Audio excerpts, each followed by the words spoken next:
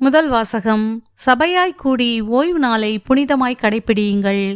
லேவியர் நூலிலிருந்து வாசகம். அதிகாரம் 23, இறை திருவசனங்கள் 1, 4 முதல் 11, 15 முதல் 16, 27 மற்றும் 34 முதல் 38 முடிய. ஆண்டவர் மோசேயிடம் கூறியது: நீங்கள் சபையாக கூடி குறிப்பிட்ட நாள்களில் புனிதமாய் கடைப்பிடிக்க வேண்டிய ஆண்டவரின் பண்டிகை நாள்களாவன. முதல் மாதம் 14ஆம் நாள் மாலையில் ஆண்டவருக்கான பாஸ்கா. அந்த மாதம் 15ஆம் நாள் ஆண்டவருக்கான புளிப்பற்ற அப்ப பண்டிகை. 7 நாள் புளிப்பற்ற அப்பங்களை உண்பீர்கள். பண்டிகையின் முதல் நாள் சபை கூடும் புனித நாள். அன்று வேலை செய்யலாகாது. 7 நாளும் ஆண்டவருக்கு எரிபலி செலுத்த வேண்டும். 7ஆம் நாள் சபை கூடும் புனித நாள். அன்று வேலை செய்யலாகாது. ஆண்டவர் மோசேயிடம் கூறியது: இஸ்ரேல் மக்களிடம் நீ சொல்ல வேண்டியது: நான் உங்களுக்கு கொடுக்கும் நாட்டில் நீங்கள் வந்து அறுவடை செய்யும்போது அறுவடையின் முதல் விளைச்சலான ஒரு கதிர்கட்டினை குருவிடம் கொண்டு வர வேண்டும். உங்கள் சார்பாக ஏற்கத்தக்கதாக குரு அந்த தானிய கதிர்கட்டினை ஓய்வு நாளுக்கு பின்வரும் அடுத்த நாளில் ஆண்டவரின் திருமுன் ஆரத்தி பலியாக்குவார். ஆரத்தி பலியாக கதிர்கட்டினை கொண்டு வந்த ஓய்வு நாளின் மறுநாளிலிருந்து 7 வாரங்களை கணக்கிடவும். 7ஆம் ஓய்வு நாளுக்கு மறுநாளான 50ஆம் நாளில் ஆண்டவருக்கு புது உணவு படையலை செலுத்துங்கள். அந்த 7ஆம் மாதம் 10ஆம் நாள் பாவ கழுவாய் நாள், புனித சபை கூடும் நாள். அன்று நீங்கள் உங்களையே தாழ்த்தி கொண்டு ஆண்டவருக்கு எரிபலி செலுத்த வேண்டும். 7ஆம் மாதம் 15ஆம் நாளன்று ஆண்டவரின் கூடாரப் பெருவிழா தொடங்குகின்றது. அது 7 நாள்கள் தொடரும். முதல் நாள் திருப்பேரவை கூடும் நாள். அன்று எத்தகைய வேலையையும் செய்ய வேண்டாம். 7 நாள்களும் ஆண்டவருக்கு நெருப்பு பலி செலுத்துங்கள்.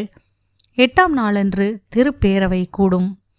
அன்றும் ஆண்டவருக்கு நெருப்பு பலி செலுத்துங்கள். அது நிறைவு நாள். அன்று எத்தகைய வேலையையும் செய்யலாகாது. ஓய்வு நாளில் ஆண்டவருக்கு செலுத்தும் காணிக்கைகள், நேர்ச்சைகள், தன்னார்வ பலிகள் தவிர அந்தந்த நாள்களுக்கு ஏற்ப எரிபலி, உணவு படையல், இரத்தப்பலி, நீர்ம படையல் முதலிய பலிகளை செலுத்த தக்கதாகவும் சபையாய் கூடி அந்த நாளை புனிதமாய் கடைப்பிடியுங்கள். இவையே நீங்கள் கொண்டாட வேண்டிய விழாக்கள். ஆண்டவரின் அருள்வாக்கு. இறைவனுக்கு நன்றி. பதிலுரை பாடல். திருப்பாடல் 81. பல்லவி. நமது வலிமையாகிய கடவுளை மகிழ்ந்து பாடுங்கள். நமது வலிமையாகிய கடவுளை மகிழ்ந்து பாடுங்கள். இன்னிசை எழுப்புங்கள், மத்தளம் கொட்டுங்கள், யாழும் சுரமண்டலமும் இசைத்து இனிமையாய் பாடுங்கள். அமாவாசையில் பௌர்ணமியில் நமது திருவிழா நாளில் எக்காலம் ஊதுங்கள். நமது வலிமையாகிய கடவுளை மகிழ்ந்து பாடுங்கள். இது இஸ்ரேல் மக்களுக்குரிய விதிமுறை. யாக்கோபின் கடவுள் தந்த நீதி நெறி.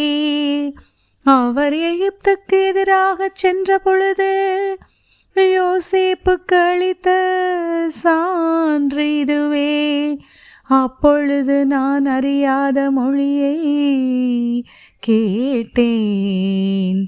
நமது வலிமையாகிய கடவுளை மகிழ்ந்து பாடுங்கள். உங்களிடையே வேற்று தெய்வம் இருத்தலாகாது. நீங்கள் அந்நிய தெய்வத்தை தொழலாகாது. உங்களை எகிப்து நாட்டினின்று அழைத்து வந்த கடவுளாகிய ஆண்டவர் நானே. நமது வலிமையாகிய கடவுளை மகிழ்ந்து பாடுங்கள். நற்செய்தி வாசகம். இவர் தச்சருடைய மகன் அல்லவா? எங்கிருந்து இந்த ஞானம் இவருக்கு வந்தது? மத்தேயு எழுதிய தூய நற்செய்தியிலிருந்து வாசகம். அதிகாரம் 13 இறை திருவசனங்கள் 54 முதல் 58 முடிய. அக்காலத்தில் இயேசு தமது சொந்த ஊருக்கு வந்து அங்குள்ள தொழுகை கூடத்தில் அவர்களுக்கு கற்பித்தார். அதை கேட்டவர்கள் வியப்பில் ஆழ்ந்தார்கள். அவர்கள், எங்கிருந்து இந்த ஞானம் இவருக்கு வந்தது? எப்படி இந்த வல்ல செயல்களை செய்கிறார்? இவர் தச்சருடைய மகன் அல்லவா? இவருடைய தாய் மரியா என்பவர்தானே?